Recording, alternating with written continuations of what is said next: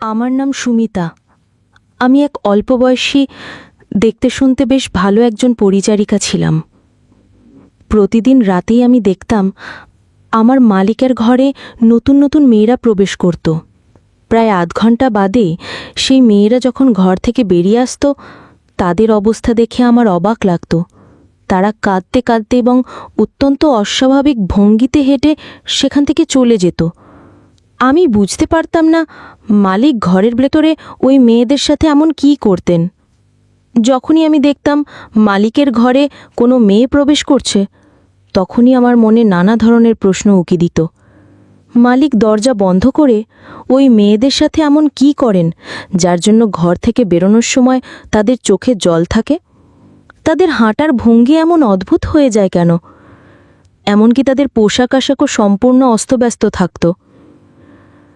আমি এই রহস্যের কিছুই কিনারা করতে পারতাম না যে ওই বন্ধ দরজার আড়ালে আমার মালিক ওই মেয়েদের সাথে ঠিক কী আচরণ করতেন। সেই দিনগুলোর পর থেকে আমি যখনই মালিকের বাড়িতে কাজে যেতাম, আমার চোখ সবসময় ওই বন্ধ দরজাটার দিকেই আটকে থাকত। আমি ভাবতাম, মেয়েরা তো হাসি মুখে মালিকের ঘরে প্রবেশ করে, কিন্তু যখন বেরিয়ে আসে তখন কেন তাদের পোশাক এলোমেলো থাকে? কেন তাদের চোখে জল থাকে? আর কেনই বা তারা অমন অদ্ভুতভাবে হাঁটে? আমাকে তো পরিস্থিতির চাপে বাধ্য হয়েই অন্যের বাড়িতে কাজ করতে হতো। আমাদের পরিবার এতটাই দরিদ্র ছিল যে দুবেলা দুমুঠো অন্যের সংস্থান করার জন্য আমাকে পরের বাড়িতে পরিচারিকার কাজ গ্রহণ করতে হয়েছিল। এরপর একদিন যখন মালিক এবং তার এক দূর সম্পর্কের আত্মীয় আমাকে ওই ঘরে ডাকলেন, ভেতরে প্রবেশ করে আমার তো চক্ষুচড়ক গাছ, কারণ মালিক এবং তার সেই বন্ধু মিলে আমার সাথে যা করেছিলেন তা শুনলে আপনাদেরও চোখে জল চলে আসবে। আমি যখন মালকিনের বাড়িতে কাজ করতাম, প্রথম দিকে মালিক ও মালকিন আমার সাথে খুবই ভালো ব্যবহার করতেন। আমি মনে মনে ভেবেছিলাম, এখানে কাজ করে কিছু টাকা জমিয়ে একটা সেলাইয়ের কাজ শিখে নেব, তাহলে আমাকে আর অন্যের বাড়িতে কাজ করতে হবে না। কিন্তু আমার সেই স্বপ্নটা কেবল স্বপ্নই রয়ে গিয়েছিল। আসলে আমার বাবা ভীষণ অসুস্থ একজন মানুষ ছিলেন এবং আমার মা সারাদিন বাবার সেবা যত্নেই ব্যস্ত থাকতেন। তাই নিরুপায় হয়ে আমাকেই বাবা মা এবং নিজের পেট চালানোর জন্য অন্যের বাড়িতে কাজ করতে যেতে হতো। আমি সেই সময় সবে উচ্চ মাধ্যমিক পরীক্ষা দিয়েছি। দরিদ্র পরিবারে জন্মালেও অনেক সংঘর্ষ করে আমি পড়াশোনা চালিয়ে গিয়েছিলাম। দেখতে দেখতে মালকিনের বাড়িতে আমার কাজ করার প্রায় 6 মাস কেটে গেল। তারপর একদিন সকালে অন্য দিনের মতোই আমি যখন মালিকের বাড়িতে কাজে যাই, তখন দেখি বেশ মোটা সোটা স্বাস্থ্যবান এক ভদ্রলোক বসে আছেন, যার বয়স আমার অনুমান অনুযায়ী 45 বছরের কাছাকাছি হবে। সেই ব্যক্তি আমার মালিক ও মালকিনের সাথে বসে গল্প করছিলেন। আমি বাড়িতে প্রবেশ করতেই মালিক ও মালকিন আমাকে ডেকে বললেন, দেখো সুমিতা, ইনি হলেন প্রকাশবাবু। ইনি আমাদের একজন বিশেষ আত্মীয়। বিদেশ থেকে আমাদের বাড়িতে কিছুদিনের জন্য বেড়াতে এসেছেন, তাই আজ থেকে প্রকাশবাবুর দেখাশোনার দায়িত্ব তোমার। আমি যেহেতু বয়সে অনেক ছোট ছিলাম, তাই আমার মালিক ও মালকিন আমাকে প্রায়শই তুই বলেই সম্বোধন করতেন। মালকিনের কথা শুনে আমি আনন্দের সাথেই মাথা নেড়ে সম্মতি জানিয়েছিলাম এবং বলেছিলাম, মালকিন, আপনি একদম চিন্তা করবেন না, আমি প্রকাশবাবুর খুব ভালোভাবে খেয়াল রাখব। ওই মুহূর্তে আমার মনে হলো প্রকাশবাবু যেন অত্যন্ত বিচিত্র দৃষ্টিতে আমার আপাদমস্তক পর্যবেক্ষণ করছেন। আমি ভীষণ লজ্জা পেয়ে তাড়াতাড়ি সেখান থেকে চায়ের কাপগুলো তুলে নিয়ে রান্নাঘরের দিকে চলে গেলাম। কিন্তু রান্নাঘরে প্রবেশ করার পরেও রান্নাঘরের ছোট জানলার ফাঁক দিয়ে যখন আমার চোখ প্রকাশবাবুর দিকে পড়ল, আমি দেখলাম উনি তখনও আমার দিকে একদৃষ্টিতে তাকিয়ে আছেন। আমি কিছুই বুঝতে পারছিলাম না উনি কেন এভাবে আমার দিকে তাকিয়েছিলেন। ওনার সেই চাহনি আমার ভীষণ অস্বস্তির কারণ হয়ে দাঁড়িয়েছিল। আমার ওনার ওইভাবে তাকানোটা একটুও ভালো লাগেনি। যেদিন থেকে প্রকাশবাবু মালিকের বাড়িতে থাকতে শুরু করলেন, সেদিন থেকে মালিকের বাড়িতে কাজ করতে আমার খুব অস্বস্তি হতো, কারণ আমি বুঝতে পারতাম না কেন প্রকাশবাবু সারাক্ষণ আমার দিকেই তাকিয়ে থাকতেন। এরপর একদিন সকালে আমি যখন মালিকের বাড়িতে কাজ করতে এলাম, তখন দেখি 4-5 জন মেয়ে মালিকের বাড়িতে বসে আছে। প্রথমে তাদের দেখে আমি বেশ অবাক হয়েছিলাম। ভেবেছিলাম মালিক হয়তো আমাকে কাজ থেকে ছাড়িয়ে দিয়ে আমার জায়গায় নতুন কোনো মেয়েকে রাখবেন, কিন্তু আমি যখন দাঁড়িয়ে দাঁড়িয়ে ওই মেয়েদের দেখছিলাম তখন আমার মালকিন আমার কাছে এসে বললেন, সুমিতা, তুই এখানে দাঁড়িয়ে কি করছিস? তুই এখন রান্নাঘরের কাজগুলো আগে সেরে নে, আর ভুলেও এখন প্রকাশবাবুর ঘরে ঢুকবি না। আমি তখন মালকিনকে বললাম, মালকিন, আগে সব ঘরগুলো ঝাড়ু দিয়ে নি। মালকিন তখন আমাকে বললেন, না না, এখন ঘর ঝাড়ু দেওয়ার কোনো প্রয়োজন নেই। বিশেষ করে প্রকাশবাবুর ঘরটা তুই আজকে পরেই ঝাড়ু দিবি, কারণ প্রকাশবাবু এখন ঘরের ভেতরে খুব জরুরি কাজে ব্যস্ত আছেন। তাই এখন তার ঘর পরিষ্কার করার কোনো দরকার নেই। তুই সোজা রান্নাঘরে চলে যা। আমি মালকিনের কথা শুনে মাথা নেড়ে চুপচাপ রান্নাঘরে চলে গেলাম। রান্নাঘরের জানলা দিয়ে আমি বারান্দার সব কিছুই দেখতে পাচ্ছিলাম। কিছুক্ষণ পরেই দেখলাম প্রকাশবাবুর ঘরের দরজা খুলে একটা মেয়ে বাইরে বেরিয়ে এলো। মেয়েটিকে দেখে আমি ভীষণ ঘাবড়ে গিয়েছিলাম, কারণ মেয়েটির চুলগুলো এলোমেলো ছিল, তার শরীরের পোশাক আশাকও ঠিকঠাক ছিল না, এবং সে ফুপিয়ে ফুপিয়ে কাঁদছিল। আমি তো কিছুই বুঝতে পারছিলাম না প্রকাশবাবু ওই মেয়েদের নিয়ে ঘরের ভেতরে এমন কী জরুরি কাজ করছিলেন। এরপর সেদিন মালিকের বাড়ির কাজ শেষ করে আমি যখন বাড়ি ফিরছিলাম, ঠিক সেই মুহূর্তে আমার মালিক ও মালকিন আমাকে ডেকে বললেন, সুমিতা, কাল তোর বাবাকে আমাদের বাড়িতে নিয়ে আসবি, ওনার সাথে খুব জরুরি কথা আছে। মালিক যখন আমার বাবার সাথে দেখা করতে চাইলেন, আমি তখন ভয় পেয়ে গিয়েছিলাম, কারণ কয়েকদিন আগেই প্রকাশবাবু আমাকে ডেকে বলেছিলেন, সুমিতা, আমার জন্য এক গ্লাস জল নিয়ে এসো তো। আমি যখন মালিকের নির্দেশ মতো ওনার জন্যে এক গ্লাস জল নিয়ে যাচ্ছিলাম, তখন হঠাৎই পা পিছলে আমি প্রকাশবাবুর গায়ের ওপর পড়ে যাই এবং জলের গ্লাসটাও তার গায়ে পড়ে যায়। আমি তাড়াতাড়ি প্রকাশবাবুর থেকে নিজেকে ছাড়িয়ে নিয়ে ওনার কাছে হাত জোর করে ক্ষমা চেয়েছিলাম। আমি মালিক ও মালকিনকে বলেছিলাম, আমি ইচ্ছাকৃতভাবে প্রকাশবাবুর গায়ে জল ফেলিনি, পা পিছলে ভুল করে আমি ওনার উপর পড়ে গিয়েছিলাম।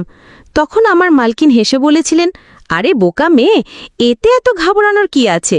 এটা কোনো ভয়ের ব্যাপার নয়, যা তুই নিজের কাজ কর। তাই আমি ভেবেছিলাম হয়তো ওই ঘটনার জন্যই মালিক ও মালকিন আমার বাবাকে ডেকে পাঠিয়েছেন।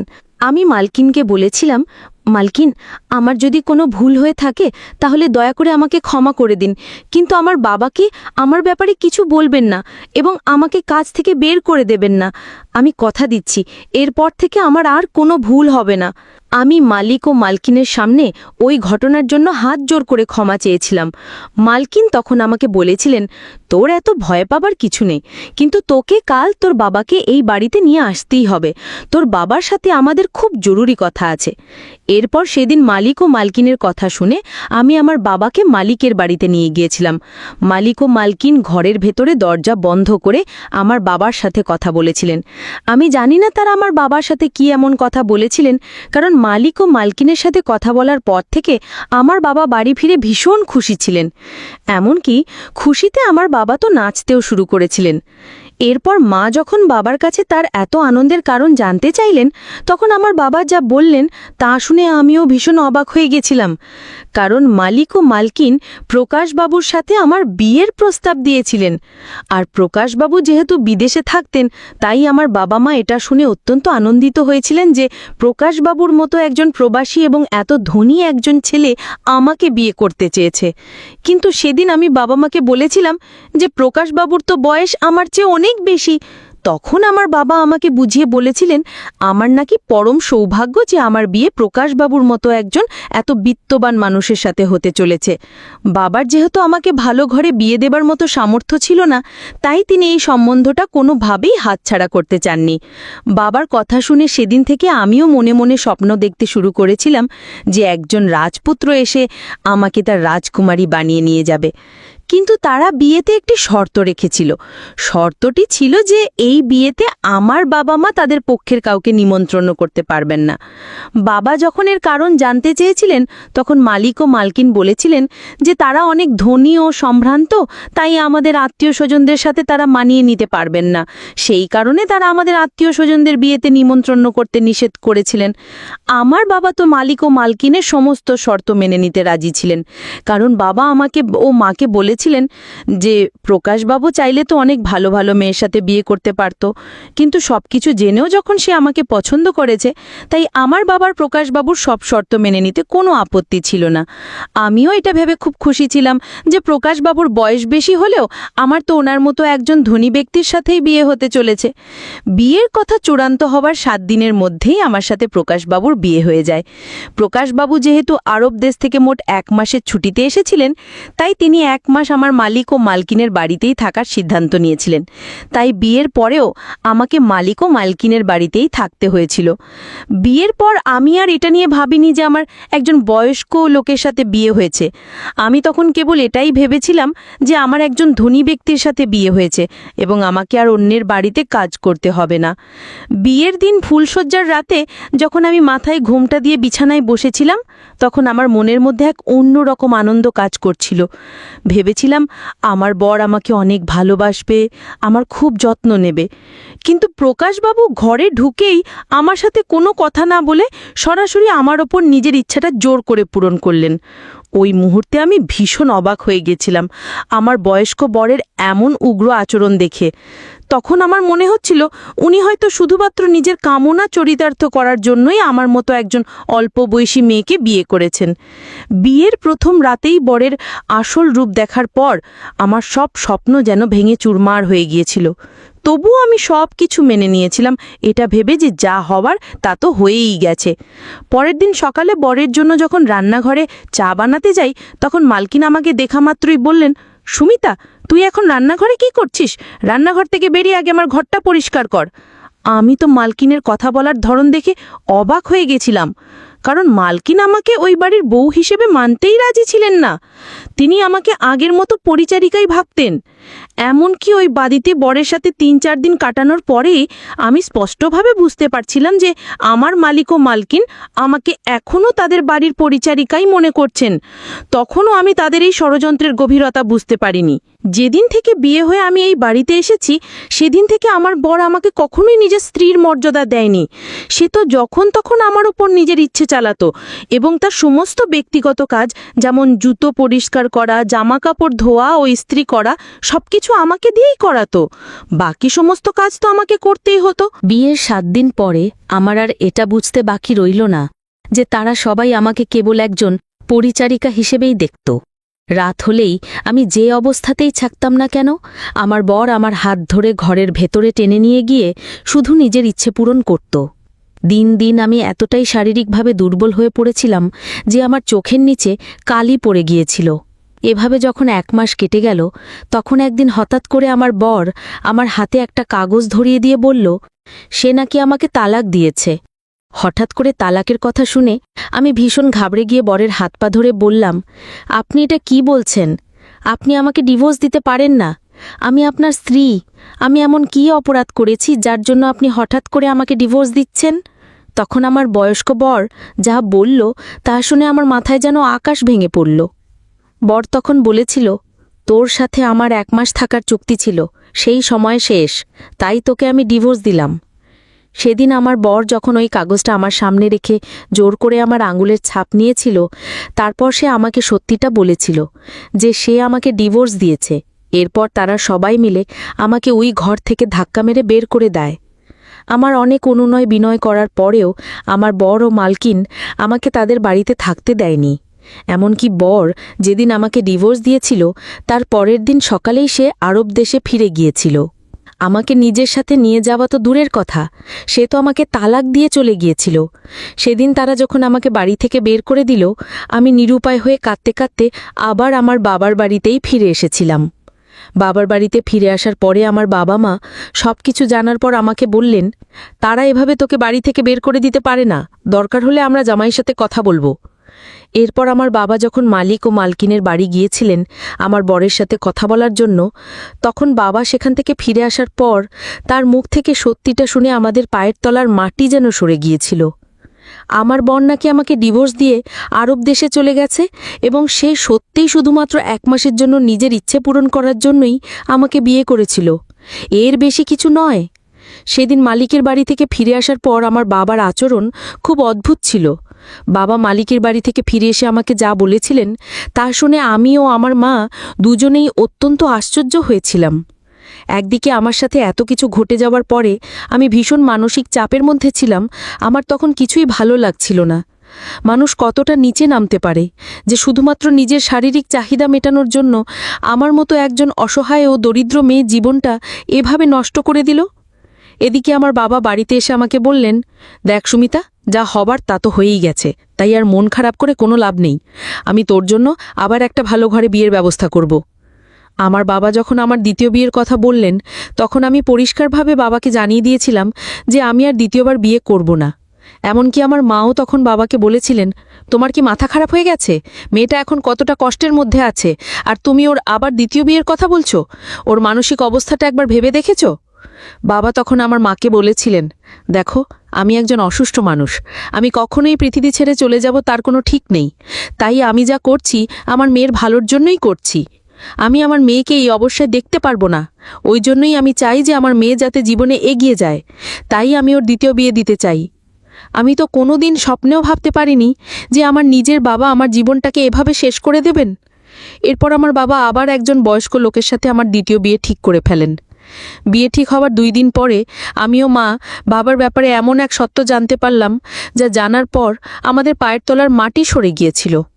আমার মা সেদিন তার পুরনো সিন্দুকটা খুলেছিলেন বিয়ের কিছু জিনিসপত্র বের করার জন্য। তখন তিনি দেখেন সিন্দুকের ভেতরে কাপড়ের নিচে অনেকগুলো টাকার বান্ডিল রাখা আছে। আমাদের অনুমান অনুযায়ী সেখানে প্রায় 2 থেকে 3 লক্ষ টাকা ছিল। মা তো অতগুলো টাকা দেখে অবাক হয়ে আমাকে ডাকলেন। আমিও অতগুলো টাকা দেখে চমকে উঠেছিলাম। এরপর বাবা বাড়ি ফিরলে মা ওই টাকার ব্যাপারে আমার বাবাকে জিজ্ঞাসা করলেন। বাবা তো প্রথমে সত্যি কথা বলতেই রাজি ছিলেন না, কিন্তু আমার মা যখন বাবার ওপর খুব চাপ সৃষ্টি করলেন তখন বাবা বাধ্য হয়ে চিৎকার করে বললেন যে তিনি এবার 3 লক্ষ টাকার বিনিময়ে আমাকে 1 মাসের জন্য আমার এই দ্বিতীয় হবু বরের কাছে বিক্রি করে দিয়েছেন। ঠিক সেভাবেই যেভাবে আমার প্রথম বর 1 লক্ষ টাকার বিনিময়ে আমাকে 1 মাসের জন্য বিয়ে করেছিল, শুধুমাত্র নিজের ইচ্ছে পূরণ করার জন্য। এবারও আমার বাবা যার সাথে আমার বিয়ে ঠিক করেছিলেন সেই লোকটিও একজন প্রবাসী ছিল। বাবার মুখ থেকে এই ভয়ঙ্কর সত্যিটা শোনার পর আমার মাথায় যেন আকাশ ভেঙে পড়ল। আমার নিজের বাবা শুধুমাত্র টাকার লোভে কিভাবে আমার জীবনটা নষ্ট করতে পারল, আমি তা বিশ্বাসই করতে পারছিলাম না। এরপর আমার মা যখন বাবার কাছে এর আসল কারণটা জানতে চাইলেন যে কেন বাবা আমার সাথে এমনটা করলেন, তখন বাবা বলেছিলেন, আমি একজন অসহায় মানুষ, আমার সামর্থ্য নেই যে আমি আমার একমাত্র মেয়ের একটা ভালো ঘরে বিয়ে দেব। তাই আমি এইভাবে মেয়ের বিয়ে দিয়ে টাকা জোগাড় করছিলাম। ভেবেছিলাম আগের টাকা এবং এবারের টাকা মিলিয়ে আমার মেয়ের একটা ভালো ঘরে বিয়ে দেব। আমি যা করেছি আমার একমাত্র মেয়ের ভালোর জন্যই করেছি। এই বলে আমার বাবা আমার পা ধরে কাঁদতে শুরু করলেন এবং আমার কাছে হাত জোর করে বললেন, মা, আমি একজন অসহায় বাবা, আমার মতো নিরুপায় বাবা হয়তো আর পৃথিবীতে কেউ নেই, কিন্তু আমি বাধ্য হয়েই তোর ভবিষ্যতের কথা ভেবেই এই পাপ কাজটা। আমাকে ক্ষমা করে দে মা। বাবার মুখ থেকে সবকিছু শোনার পর আমি বাবাকে জড়িয়ে ধরে বলেছিলাম, তুমি নিজেকে একদম অসহায় মনে করবে না, আর আমি তোমাদের ছেড়ে কোথাও যাব না, তাই আমার বিয়ে নিয়ে একদম চিন্তা করবে না। আসলে যারা বিদেশ থেকে নিজের দেশে অল্প কিছুদিনের জন্য ফিরে আসে তাদের মধ্যে কিছু মানুষ আমাদের মতো গরিব ঘরের মেয়েদের লক্ষ লক্ষ টাকার লোভ দেখিয়ে চুক্তিভিত্তিক বিয়ে করে। তারপর তাদের উদ্দেশ্য হাসিল হয়ে গেলে তারা আবার বিদেশে ফিরে যায়। আমার সাথেও ঠিক সেটাই হয়েছিল, কিন্তু আমার বাবা ভেবেছিলেন এইভাবে 2-3 জন প্রবাসী লোকের সাথে আমার বিয়ে দিয়ে টাকা জোগাড় করে আমার একটা ভালো ঘরে বিয়ে দেবেন। কিন্তু বাবা এটা বুঝতে পারেননি যে ভালো ঘরে বিয়ে দেওয়ার চক্করে তিনি আমার পুরো জীবনটাই নষ্ট করে দিচ্ছিলেন। এই কথাটা আমার বাবা অনেক দেরিতে বুঝতে পেরেছিলেন। যাই হোক, এখন আমি আর অন্যের বাড়িতে কাজ করি না। আমার প্রথম বিয়ের পর পাওয়া সেই টাকাটা দিয়ে আমি নিজের বাড়িতেই একটা ছোট মুদিখানার দোকান দিয়েছি। সেই দোকানে আমি আর মা মিলে বসি এবং আমাদের দোকানটা এখন বেশ ভালোই চলছে। এখন ওই দোকানের আয় দিয়েই আমাদের সংসার চলে। আর আমার যার সাথে দ্বিতীয় বিয়ে ঠিক হয়েছিল, বাবা সেই টাকাটা ওই প্রবাসী লোকটিকে ফেরত দিয়ে দিয়েছিলেন। এখন আমি আমার বাবা মাকে নিয়ে অনেক ভালো আছি এবং সুস্থ আছি।